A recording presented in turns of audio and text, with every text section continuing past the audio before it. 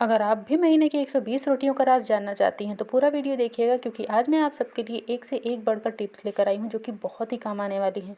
और इन टिप्स के थ्रू आप अपनी काफ़ी ज़्यादा बचत भी कर सकते हैं। तो चलिए शुरू करते हैं। Welcome back to Shweta kitchen and tips. तो अगर ट्रिक्स पसंद आएंगी तो प्लीज़ वीडियो को लाइक शेयर सब्सक्राइब करना बिल्कुल भी मत भूलिएगा। सबसे पहली ट्रिक यहाँ पर मैं आपको दे रही हूँ प्रेस से रिलेटेड। तो देखिए, हम सभी कपड़ों को प्रेस करते हैं और प्रेस जब गर्म होता है तो हम इस तरीके से इसे रख देते हैं।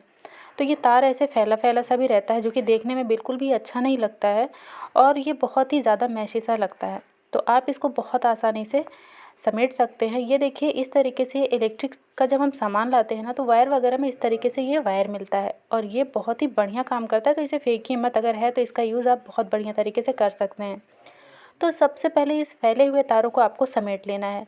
तो फ्रेंड्स, मैं ऐसे ऐसे ट्रिक्स लाती हूँ ना, जो कि आपके डेली के कामों को बेहद आसान कर सकते हैं और जिन्हें आप आसानी से यूज़ भी कर सकते हैं। ना ही 1 रुपये का आपको खर्च करना है, ना ही बाहर से कुछ लाना है। तो देखिए, मैंने बातों बातों में तारों को इस तरीके से समेट लिया और उसके बाद में आपको क्या करना है, पूरा ऊपर तक तार को समेटना है।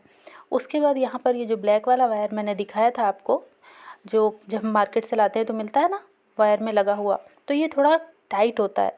फिर आप इसको इस तरीके से इसमें लगा के हल्का सा घुमा दीजिए, तो ये बहुत ही अच्छे तरीके से फिक्स हो जाएगा। ये टूटता भी नहीं है और बहुत बढ़िया काम करेगा। फिर जब आपका प्रेस ठंडा हो जाए तो इस तरीके से प्रेस के बीच में इसे डाल दीजिए और फिर आप इसे कवर करके रख दीजिए। तो है ना, बहुत ही कमाल का ट्रिक। तार भी फैला नहीं दिखेगा और प्रेस भी काफ़ी ज़्यादा अच्छे तरीके से रखा हुआ दिखेगा। अब यहाँ पे दूसरी ट्रिक देख लेते हैं। तो ये है चार्जर से रिलेटेड। तो देखिए फ्रेंड्स, ये जो है चार्जर है ना, ये इसके पिन के पास टूट गया था, तो मैंने इसे इस तरीके से सिक्योर कर दिया, जिसकी वीडियो मैंने पहले दी हुई है। आप चाहें तो चैनल पर जाके उसे देख सकते हैं। अब इसका यूज़ हम सबको लगता है, हम बाहर जाते हैं या फिर घर में ही है, फ़ोन सबके पास है, तो चार्जर भी होना ही चाहिए। और अगर बाहर जाना होता है तो चार्जर को ले जाना बहुत ज़्यादा दिक्कत की बात हो जाती है। तो उसके लिए आप क्या कीजिए, इस तरीके से चार्जर के तार को समेट लीजिए, राउंड राउंड कर लीजिए और फिर ले लीजिए एक रबड़। इस तरीके से रबड़ लेना है आपको और इस तार को यहाँ पर समेटना है, जैसे मैंने दबाकर समेटा है, और चार्जर के ऊपर रखना है। इस तरीके से आपको इस पर रबड़ को लगा देना है, तो ये बहुत अच्छे तरीके से फिक्स हो जाएगा। फिर आप चाहे इसे पर्स में डालिए या पॉकेट में, बहुत ही कम जगह में आ भी जाएगा। और अगर आप घर में भी ऐसे रखना चाहते हैं तो रख सकते हैं, जिससे कि तार वगैरह भी नहीं ख़राब होगा, ना ही दबेगा, और ये बहुत ही बढ़िया सा दिखेगा भी। तो ये छोटी छोटी ट्रिक्स का यूज़ करके आप अपने कामों को भी आसान कर सकते हैं और साथ में घर को भी ऑर्गेनाइज़ कर सकते हैं। अब ये है तीसरी ट्रिक, जो कि बहुत ही कमाल की है। देखिए, हम सभी अगर वुड स्पैचुला यूज़ करते हैं तो देखते ही देखते वो पीला पड़ने लग जाता है, काफ़ी गंदा सा भी हो जाता है, क्योंकि ये लकड़ी है तो इसमें छोटे छोटे बारीक बारीक होल होते हैं, जिसमें कि काफ़ी फूड पार्टिकल चिपक जाते हैं और जो कि धुलने पर भी नहीं निकलते हैं। तो आपको हफ्ते में ये काम ज़रूर कर लेना है। यहाँ पे लेना है थोड़ा सा बेकिंग सोडा, जो खाने वाला सोडा होता है ना, वही। और उसके बाद लेना है इस स्पैचुला को, और यहाँ पर मैंने पानी को गर्म कर लिया है और इस पानी को इसके ऊपर हम डालेंगे। तो अगर स्पैचुला बहुत ही ज़्यादा गंदा है तो आप उसमें थोड़ा सा डिटर्जेंट भी ऐड कर सकते हैं, मतलब कि निरमा जिसको बोलते हैं, या फिर डिश वॉश। इसको डाल दीजिए और आप इसे कुछ देर के लिए ऐसे ही इसमें डिप करके छोड़ दीजिए।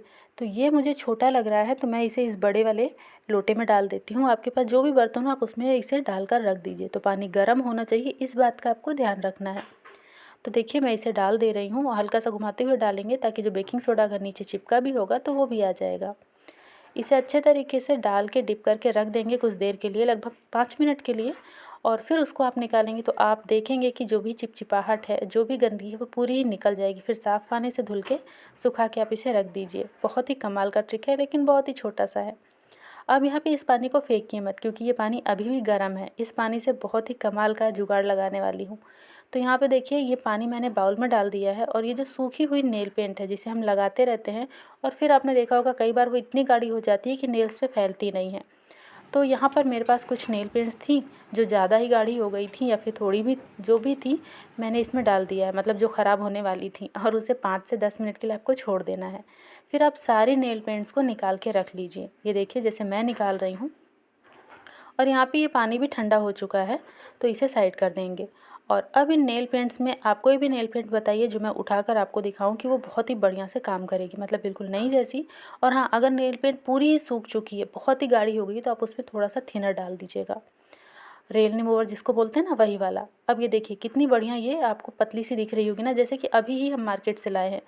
तो इस तरीके से ये नेल पेंट मेरी बहुत पुरानी, अगर आपने मेरी वीडियो देखी होगी ना पहले की, तो आपको पता होगा कि ये नेल पेंट नई नहीं है, बहुत ही पुरानी है, लेकिन मैंने इसे अभी तक संभाल कर रखा है इस ट्रिक के थ्रू। तो यूज़फुल है, ज़रूर यूज़ कीजिएगा। अब देखते हैं अगली ट्रिक। तो यहाँ पर ये रिलेटेड है चाबियों से। तो देखिए फ्रेंड्स, हम सभी के घर में चाबियाँ होती हैं और कई चाबी ऐसी होती है ना जो कि सेम होती है, ताले भी सेम होते हैं, और फिर हम उन तालों को खोलने के लिए एक एक करके चाबियाँ लगाते हैं, तो जिससे कि बहुत सारा टाइम हमारा बेकार होता है। उससे बचने के लिए एक छोटा सा काम कीजिए, ले लीजिए नेल पेंट। हम सबके पास होता है नेल पेंट, ऐसा कोई भी नहीं जिसके पास नेल पेंट ना हो। और इन चाबियों पे आप लगा दीजिए। जिस चाबी पे आप एक कलर का नेल पेंट लगा रही हैं, यही वाला कलर आपको सेम इसी चाबी के ताले पे लगाना है। मतलब ताला और चाबी पे एक कलर की नेल पेंट अगर आप लगाती हैं, तो आपको बिल्कुल भी टाइम खर्च करने की ज़रूरत नहीं, मतलब बिल्कुल टाइम नहीं लगेगा। फटाफट से उस कलर को ढूंढिए और उसी कलर की चाबी को लीजिए और ताले में लगा के ताला खोल लीजिए। इस तरीके से जितनी चाबियां हैं, मैं उसी हिसाब से अलग अलग कलर यहाँ पर लगा रही हूँ। तो देखिए, एक पे मैंने पिंक लगाया है, एक पे रेड। सेम तरीके से मैं ताले पर भी लगा दूँगी, और जब भी मुझे ज़रूरत लगेगी तो मैं उसी कलर की चाबी से उसी कलर का ताला खोल लूँगी, जिससे कि मेरा टाइम बहुत ही ज़्यादा बचेगा। तो इस तरीके से इसे सुखा लीजिएगा, और जब आपको लगे कि नेल पेंट निकल रही है तो फिर से आप लगा दीजिए, है ना, कमाल का ट्रिक। अब यहाँ पे देखिए, जो मैंने आपको स्टार्टिंग में ही कहा था कि आज हम 120 रोटियां बचाने का राज जानेंगे, तो कैसे, देखिए बताती हूँ। यहाँ पे हम रोटियां बनाते हैं, रोटियों को सॉफ्ट रखने के लिए हम इसे कैसरोल में इस तरीके से रख के इसे कवर कर देते हैं, जिससे होता क्या है, 2 रोटियां बिल्कुल ख़राब हो जाती हैं, मतलब गीली हो जाती हैं, और वो भी भाप की वजह से होती हैं। तो या तो आप कोई छोटी सी कटोरी ले लीजिए, जिसे कि आप कैसरोल के अंदर रखिए, या फिर कोई किचन टॉवल, या रोटी के लिए एक आप कपड़ा बना लीजिए, लेकिन उस कपड़े को आपको मोड़ के नहीं रखना है, इस तरीके से ऊबड़ खाबड़ रखना है। और उसके बाद आप इसके ऊपर फैला दीजिए, और पूरा सेंटर तक नहीं फैलाना है, बीच में आपको फैलाना है, साइड साइड में आपको जगह छोड़नी है, ताकि जो भी भाप गिरे ना वो पूरा इस कपड़े में ही आए, मतलब ये कपड़ा सोख ले और रोटी तक बिल्कुल भी भाप ना जाए। अब इस तरीके से रोटियों को रख दीजिए आप, और फिर एक छोटा सा काम आपको करना है। इसको कवर करने से पहले आपको इसके ऊपर एक बड़ा सा चम्मच रखना है।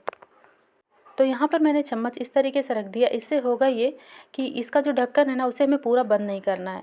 इसमें जो भी भाप बनेगी वो पहले तो निकल जाएगी, और जो भाप नहीं निकल पाएगी वो नीचे अगर गिरती है तो कपड़ा सोख लेगा। ट्रिक पसंद आई है तो लाइक शेयर सब्सक्राइब ज़रूर कर लीजिएगा।